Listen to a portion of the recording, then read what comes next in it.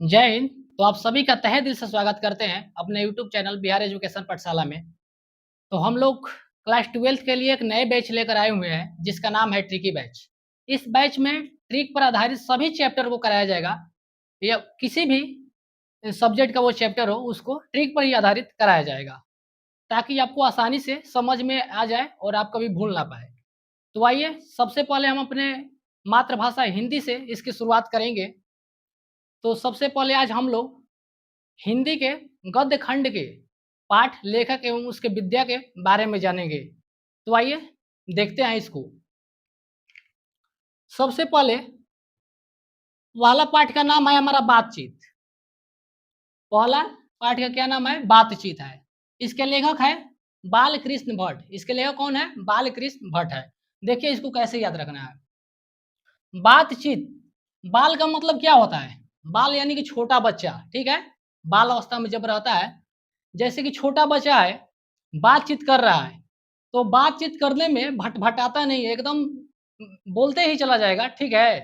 यानी कि छोटा बच्चा जब बातचीत करता है, तो भटभटाता नहीं है और वो बातचीत जब करता है, तो हमें अच्छा लगता है, यानी कि नीमन भी लगता है, ठीक है।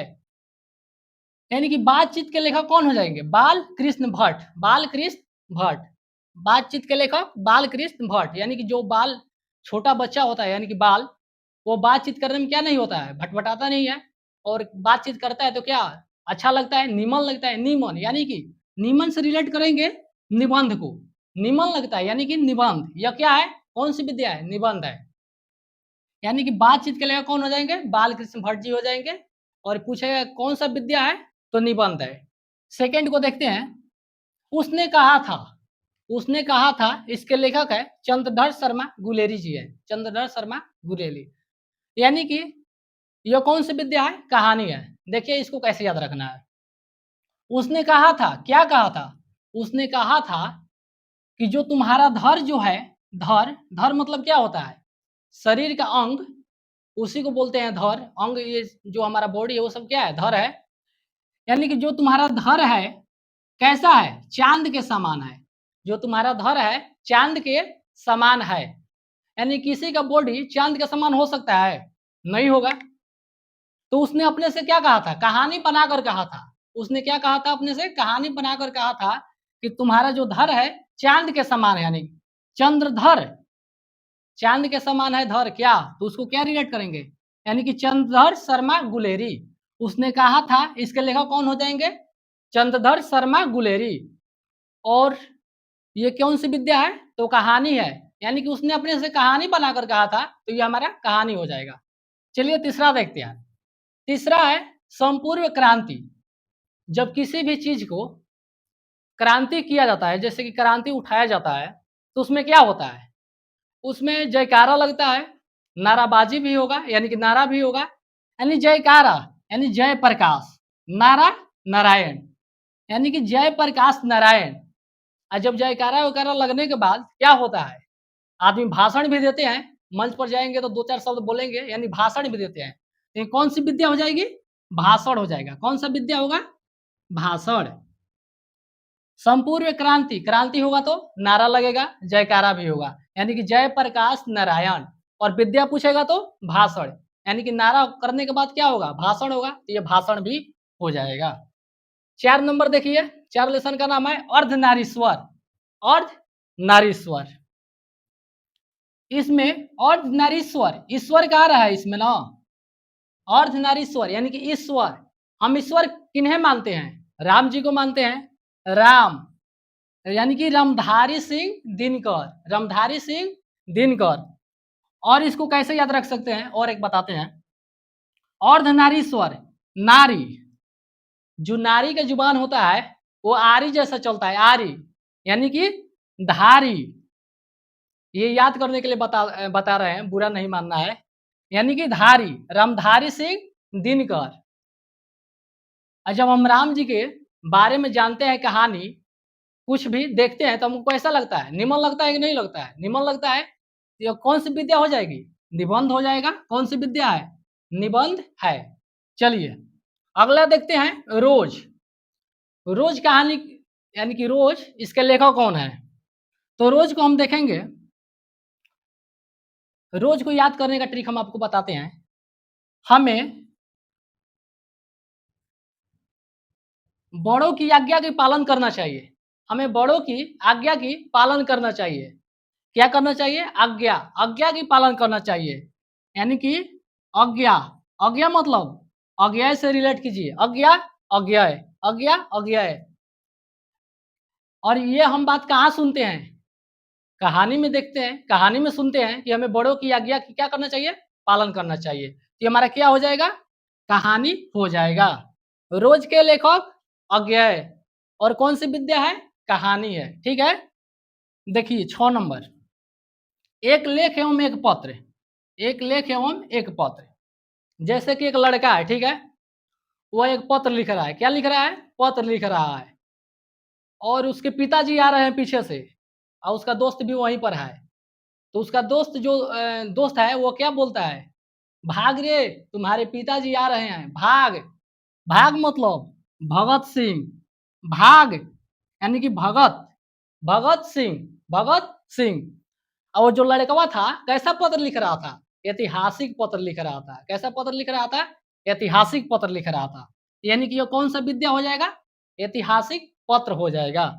पूछेगा एक लेख एवं एक पत्र का लेखक कौन है? भगत सिंह। भाग यानी भगत सिंह और कौन सी विद्या? ऐतिहासिक पत्र हो जाएगा। वो सदा नीरा, वो सदा नीरा के लेखक कौन है? तो जगदीश चंद्र माथुर जी है। देखिए इसको कैसे याद रखेंगे। नीर मतलब क्या होता है? नीर यानी पानी। अब पानी हम कैसे पीते हैं? जग से न पिएंगे। भाई पानी कैसे पिया जाता है? जग से पिएंगे। मान चलिए कि हम कहीं होटल वोटल में गए हुए हैं और वहाँ पर हम गिलास से पानी पीने लगेंगे तो अच्छा लगेगा? अच्छा नहीं लगेगा, क्योंकि छोटा बच्चा पानी पिएगा तो सही है, हम तो बड़े हो गए हैं। यानी कैसे पानी पिएंगे? जग से। जब हम पानी को जग से पिएंगे यानी कि नीर को किससे पिएंगे? जग से। तो हमें अच्छा लगेगा यानी कि नीमन लगेगा। नीमन यानी कि निबंध। नीर को कैसे पिएंगे? जग से। यानी कि वो सदा नीरा के लेखक कौन हो जाएंगे? जगदीश चंद्र माथुर। जग यानी कि जगदीश, जगदीश चंद्र माथुर। पिएंगे तो कैसा लगेगा? नीमन लगेगा, अच्छा लगेगा। चलिए आगे देखते हैं। सिपाही की माँ, सिपाही की माँ। एक माँ है, एक माँ है, इसके 2 बेटे हैं। एक मोहन और एक राकेश। सिपाही की माँ, इसके कितने बेटे हैं? 2 बेटे हैं। मोहन और राकेश, मोहन और राकेश। यानी कि सिपाही की माँ के लेखक कौन हो जाएंगे? मोहन, राकेश, मोहन, राकेश। एक माँ के कितने बेटे हैं? 2 बेटे हैं। जब इसके 2 बेटे हैं तो इसकी एक ही ना माँ होगी। एक माँ यानी एक, एकांकी। एक यानी कि एकांकी, एक, एकांकी। सिपाही की माँ के लेखक कौन हो जाएंगे? मोहन, राकेश। अब पूछेगा कौन सी विद्या है? तो एकांकी है। यानी कि एक ही माँ के 2 बेटे हैं, एकांकी है, हो जाएगा। प्रगीत एवं समाज, प्रगीत एवं समाज। देखिए इसको कैसे याद रखना है। प्रगीत में क्या है? गीत है। और समाज, जब हम अच्छा गीत समाज में गाएंगे तो हमारा नाम होगा कि नहीं होगा? नाम होगा। यानी कि जब हम लोग कोई भी काम, जैसे कि संगीत इसमें है, जब हम समाज में अच्छे करेंगे तो हमें क्या नाम होगा? नाम यानी नामवर, नाम होगा यानी कि नामवर सिंह। प्रगीत एवं समाज के लेखक कौन हो जाएंगे? नामवर सिंह हो जाएंगे। नाम ऐसा ही होगा, जब बढ़िया गीत गाएंगे तब नाम होगा। यानी कि नीमन, नीमन गीत गाएंगे तभी तो नाम होगा। नीमन यानी कि निबंध, नीमन यानी निबंध। प्रगीत एवं समाज के लेखक कौन हो जाएंगे? नामवर सिंह। यानी कि अच्छे गीत गाएंगे तो नाम होगा नामवर, और कैसे गीत गाएंगे तो नीमन यानी निबंध। चलिए आगे देखते हैं। जूठन, जूठन के लेखक कौन है? ओम प्रकाश वाल्मीकि, ओम प्रकाश वाल्मीकि। जैसे कि हम कोई पार्टी वार्टी या कोई फंक्शन में गए हुए हैं, ठीक है? और वहाँ पर रसगुल्ला खूब बढ़िया-बढ़िया रखा हुआ है। एक छोटा लड़का अगर उसको जूठ कर देता है, अब कुछ लोग देख भी लेते हैं, लेकिन हमको बहुत मन कर रहा है खाने को, तो कहाँ खाएँगे? प्रकाश में खाएँगे। वहाँ पर बहुत लाइट लगा हुआ है वेपर ऊपर, तो प्रकाश में खाएँगे, वहाँ पर नहीं खाएँगे। क्यों? लाज लगेगा भाई, तो वहाँ पर नहीं खाएँगे। कहाँ पर खाएँगे? जाकर कहीं पर कोना में खा लेंगे। यानी कि प्रकाश में नहीं खाएँगे। तो जूठन के लेखक कौन हो जाएँगे? ओम प्रकाश, ओम प्रकाश। जब हम खाएँगे जूठा चीज़ तो किसी को बताएँगे? नहीं बताएँगे। यानी कि आत्म, यानी कि अपने कथा यानी कि अपने आप, आत्मकथा यानी किसी को नहीं बताएंगे। आत्म मतलब क्या होता है? अपने आप, यानी कि ये क्या हो जाएगा? आत्मकथा हो जाएगा। यह कहानी किसी को नहीं बताएंगे तो ये क्या होगा?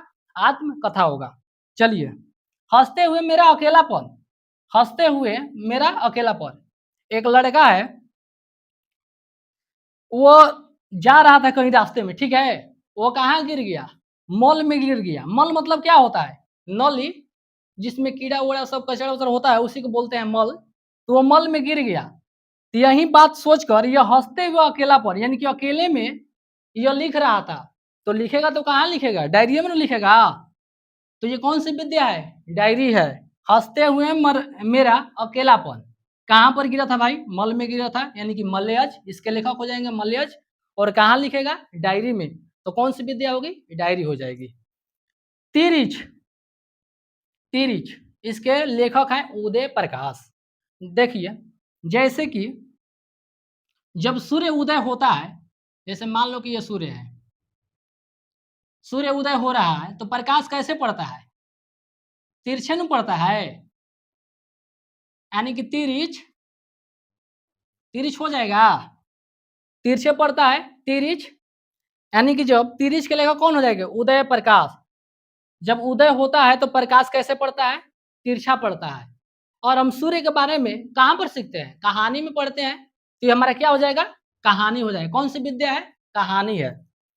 तिरिच के लेखक उदय प्रकाश, यानी कि जब सूर्य उदय होता है तो प्रकाश कैसे पड़ता है? तिरछा पड़ता है। ये हमारा क्या हो जाएगा? कहानी हो जाएगा। चलिए अंतिम देख लेते हैं, शिक्षा। जे कृष्ण मूर्ति, जे कृष्ण मूर्ति। हमको शिक्षा प्राप्त करना है, जैसे कि आप सभी लोग पढ़ रहे हैं।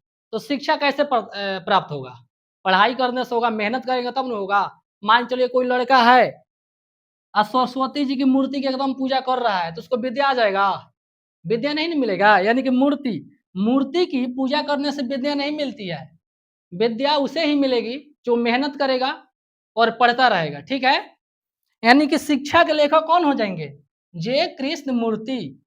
मूर्ति की पूजा करने से विद्या नहीं मिलने वाली है, इसलिए आप लोग ध्यान से पढ़िए, ठीक है? तो शिक्षा के लेखक कौन हो जाएंगे? जे कृष्ण मूर्ति। और शिक्षा पर हम लोग क्या देते हैं? भाषण नहीं देंगे, स्पीच देंगे। स्पीच में यानी कि भाषण। और शिक्षा में कितना लेटर है? 2 लेटर है, यानी कि ये क्या है? सम संख्या है, तो क्या हो जाएगा? संभाषण। शिक्षा के लेखक हो जाएंगे जय कृष्ण मूर्ति, और पूछेगा विद्या तो संभाषण। भाषण देते हैं, 2 संख्या है, सम यानी कि संभाषण। तो आज के लिए इतना ही। मिलेंगे नेक्स्ट वीडियो में एक अच्छे और नए ट्री के साथ। तो तब तक अपना ख्याल रखिएगा। मिलते हैं नेक्स्ट वीडियो में, तब तक के लिए जय हिंद।